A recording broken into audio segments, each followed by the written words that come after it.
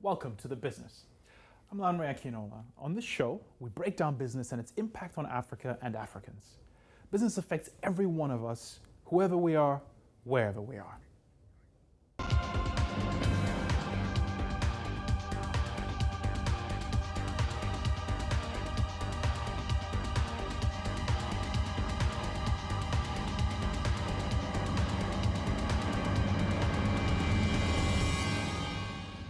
In the news this week, 10 African countries covered by the EU's so-called Compact with Africa face a $1 trillion financing shortfall for infrastructure.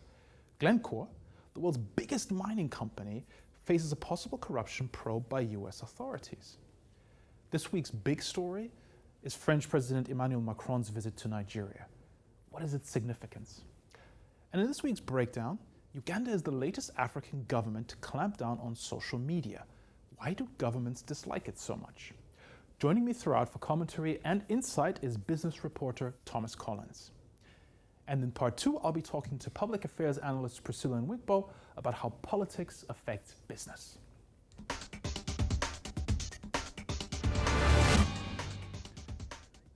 Ten African countries will fall $1 trillion short of the infrastructure financing required to meet the UN Sustainable Development Goals by 2040. This is according to new research from the G20. Tom, this figure has come out this week.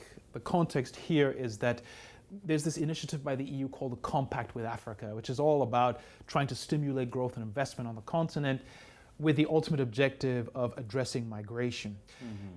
$1 trillion sounds like Mission Impossible. I mean, the number is huge, and it's really being pushed forward by Angela Merkel. Last year, she came out and said, you need to attract more investment into these sectors rather than just give development aid. But as it stands, $1 trillion, I mean, it's a long way to come. And so far since last year, I mean, Macron, Angela Merkel is saying they're going to drive more investment into infrastructure, but so far very little has happened. Well, there's an interesting dynamic here in that the financing shortfall is on the African side. The EU is not going to invest $1 trillion into infrastructure on the continent. How on earth do you bridge this gap? I mean, yeah, right now these 10 countries, including Morocco, Algeria... They're mostly in the Sahel and in West Africa. And in North Africa as well. Yeah, 4.2% of their budget is from foreign direct investment. I mean, that's obviously quite low. But as you say, there's a responsibility for them to actually raise the money, as well as the Europeans and the North Americans and various other partners. And what they need to do really is to kind of activate pension funds, sovereign wealth funds, go to their capital markets. And to be fair, they have been raising a lot of money on the bond markets this year and last year. It's a record number, billions. Yeah, how far off is it off $1 trillion? Yeah, well, still, there's a long way to go. But I think they need, and like the IMF said, they've come out and said to get rid of your debt and to get more money into infrastructure, you need to raise taxes, you need to use your own domestic ways. But also the foreign players do have some part to play as well. All right, thank you, Tom. We'll have to wait and see if they can get anywhere near that target.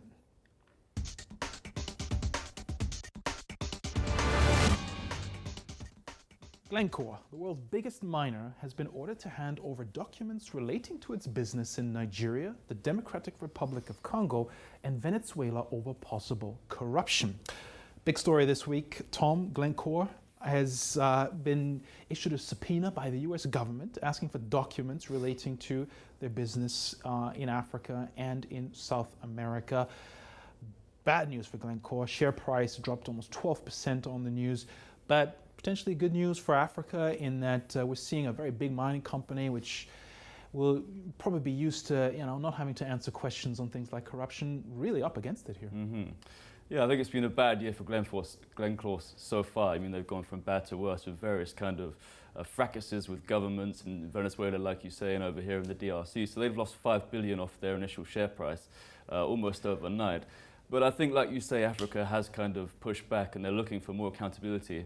And the US, especially the US Justice Department, is looking kind of for GLENCORE to answer questions over money laundering. There's been some allegations of working with Dan Gertler, who's a dodgy kind of Israeli businessman who sorts out contracts for Glencore in the past, but you know they need to move on and they need to change. A well-known figure in the world of mining, and not one that you want to get too close to. No. There is, it's bad news for shareholders in Glencore, but surely it has to be good news for Africa, because while these big multinationals like to tell us how much they care about the environment and their communities and so on, it's ultimately about profit. And if you've got to grease some wheels somewhere, it's not beyond a big company doing that.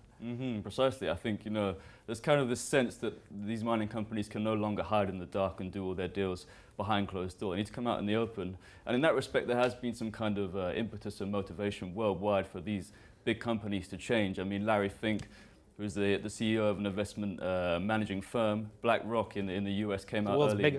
The world's biggest, came out in January and said, you need to change. And also, it can be profitable as well. In terms of AngloGold, another big miner in Africa, they've come out with a future smart mining strategy, which basically will see profitability increase while giving back to the local community. Doing good and doing well at the same time. We'll have to see if that works out.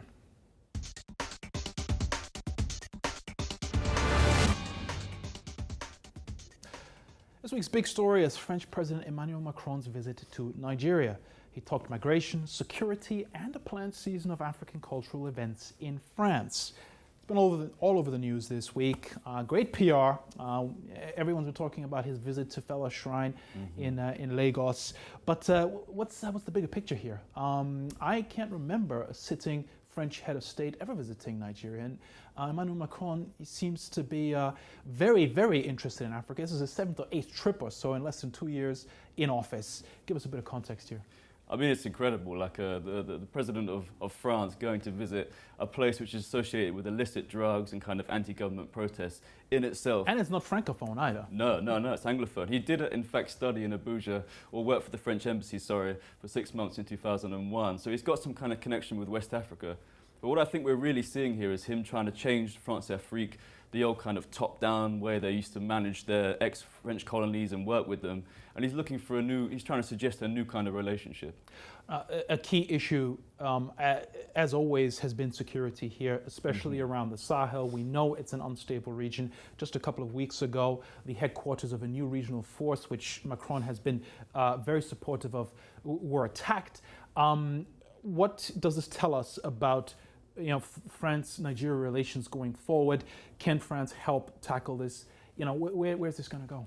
Well, I think you're right. Yeah, the money France has put into places like Mali, Chad, Niger, money and there's armed force presence over there at the moment. It's obviously a very key priority for them to stem migration flows to Europe and also to help the region. But what he said about Nigeria and how you can tackle this problem is that the governance needs to change. So to kind of bring down instability in the Sahel, you need to have good governance as a first. Well, I'm sure we haven't seen the last of Macron in Africa. One to watch.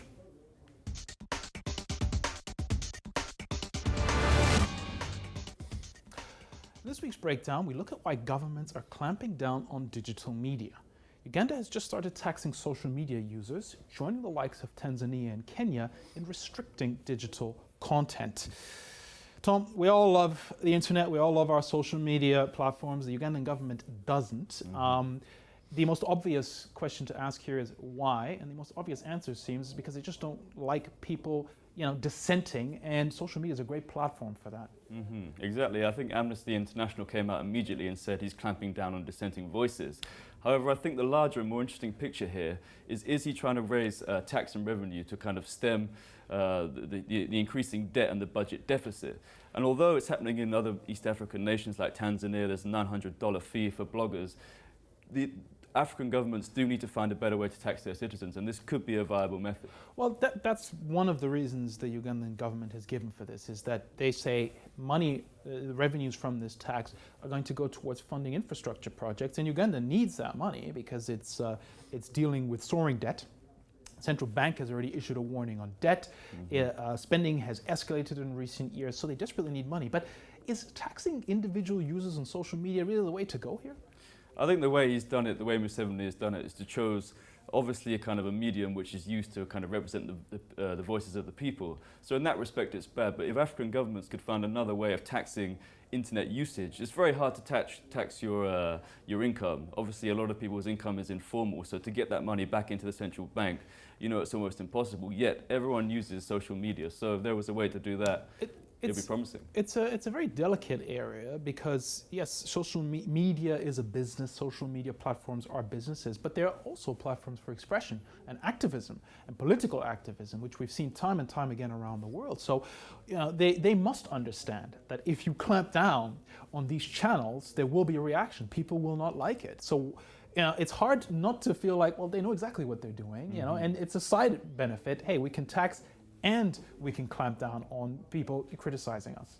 Yeah, I mean, for them it's a double-pronged attack and it works in both ways, but it is very kind of bad PR. It's obvious for all the international companies and the media and, you know, kind of NGOs to say this is an obvious clampdown. If they could find a more savvy way to do it, then I think it would help them, they would benefit. Tom, thank you so much for being on The Business today. As always, your commentary and insight is much appreciated. Imagine having to pay to tweet. In Uganda, you do. Join me in part 2, where I'll be talking to public affairs analyst Priscilla Nwigbo about how politics affects business.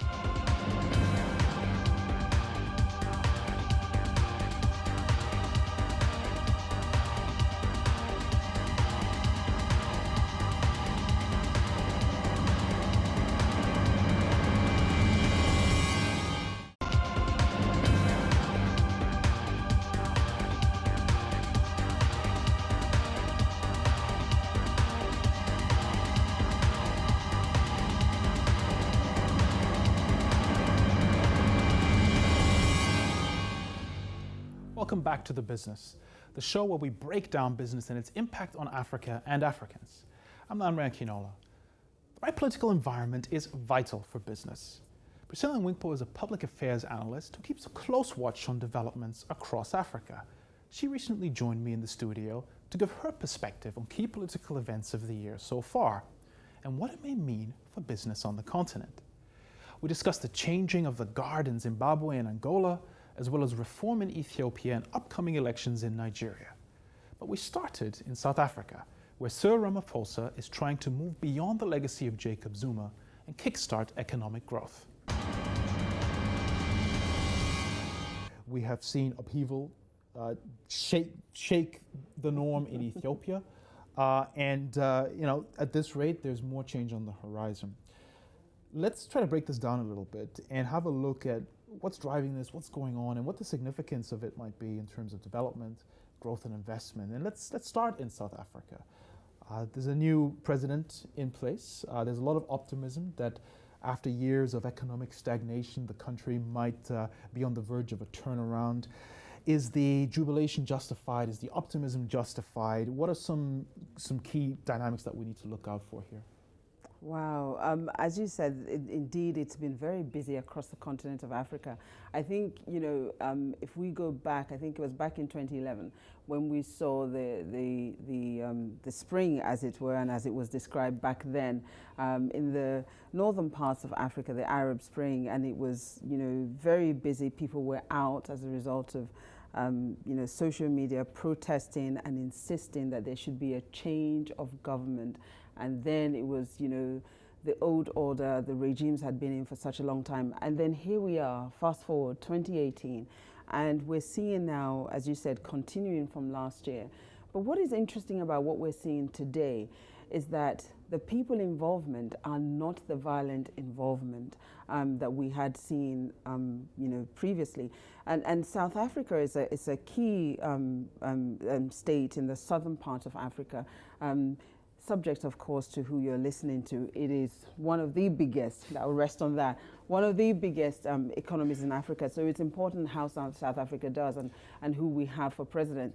And so having Ramaphosa come in, the expectations on him are high. But I think what is also important for us to look at and appreciate is that he's been within the system for quite some time now. So it's fair to say that he has a fair understanding of, you know, what is required in South Africa, what needs to be done, and how to take the country forward. Are you encouraged by the actions that have been taken to date, some of the rhetoric coming out of South Africa now? He's certainly saying the right things. Is he also doing the right things? I think, it's early days to see the impact of what he's doing, but certainly it does help for confidence to be saying the right thing, because it is, after all, confidence that drives business. And it's all about the economy at the end of the day. And if he is not speaking right, as the right kind of leader to inspire investment, to inspire change, we're not going to see that. But picking up on the point you made around the nonviolent nature of some of this change, Ethiopia is an interesting example. I mean, there has been sporadic violence, but really what we're seeing is people power coming to bear on long-running regimes, on governments that have been in power for a long time. How significant a trend is this? And do you think this is a Pan-African phenomenon, or is this really country-specific? I think it's an Pan-African phenomenon. It's not just specific to Ethiopia, because we have seen it in Zimbabwe. We also saw it in South Africa, because Zuma was sitting calmly until, his party had told him, Ramaphosa had to, everybody knew that he had to go.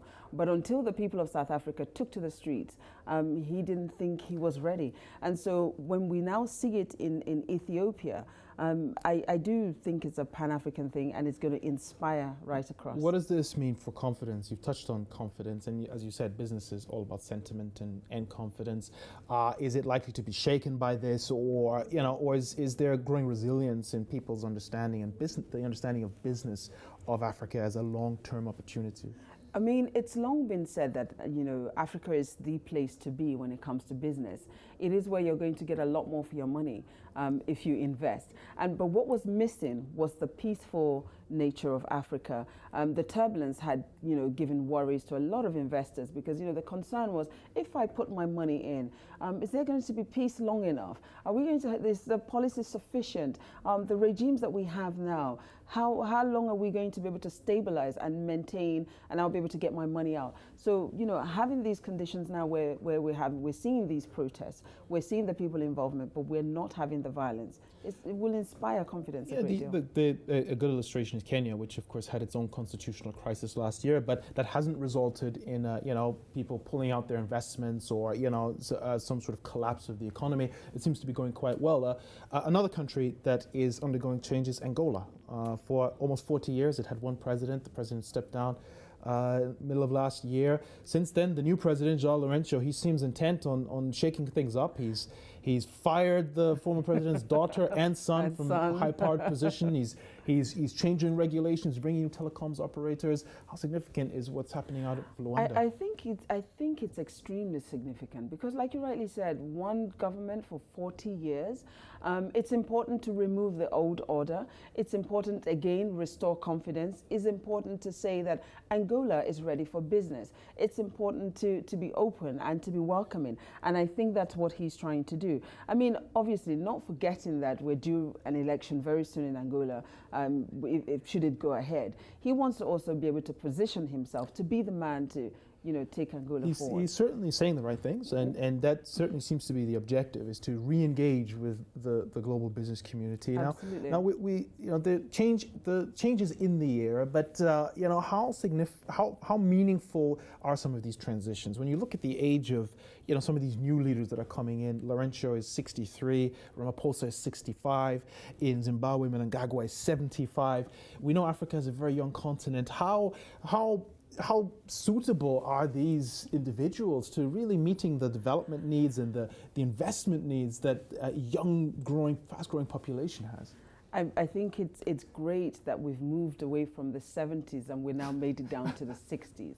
But I think if we go across to the west of Africa, we're seeing even younger men that are now taking a position of power. And I think it's very significant, the individuals that you've mentioned there. Ramaphosa, for instance, not only has he been a part of the system, but he's also a businessman. So he himself has developed, and he's been through the process. So he's not one that we can look on and think that, he's going to be corrupt, for instance. The expectation is that, being that he's a businessman or he has a business background and he has, his own portfolio of business, that he's going to do better, that we're going to move things away from those corrupt tendencies and to better development. So it sounds like overall you're optimistic about what's happening? I'm extremely optimistic. I think the continent is going to be very interesting in this 2018. Okay, let's see if you can maintain that optimism when we talk about the one country we've somehow managed to avoid so far, Nigeria.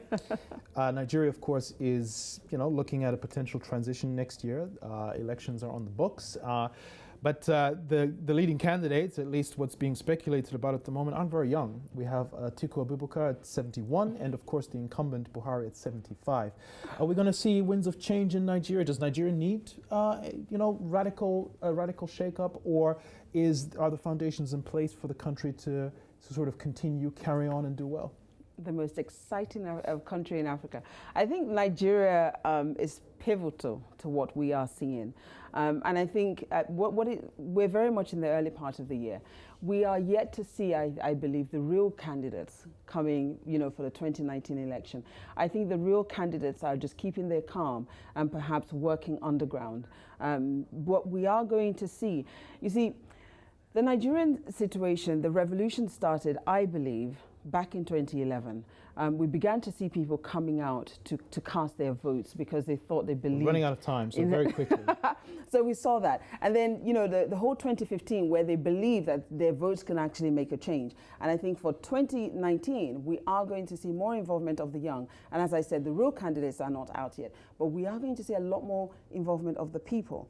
More than we've done so before. Very quickly, your outlook, your take on investment, growth, development across Africa for the next year. Positive, stable, negative? What's your take? More stable. Absolutely the best place to put your money. It still is. You're still going to get more for your money, and it's important to get in now if you can, because there's going to come a time when there won't be any space left. So I suggest that Africans get into it. Priscilla and Wigbo on the changing and hopefully improving political climate across Africa. We'll continue to watch very closely. The business is taking a break for the summer. Don't miss a couple of special editions coming up, which provide another chance to watch some of the best interviews from the series so far. We'll be back in September. In the meantime, you can watch all episodes of The Business on www.yangatv.com. Have a great summer and see you in September.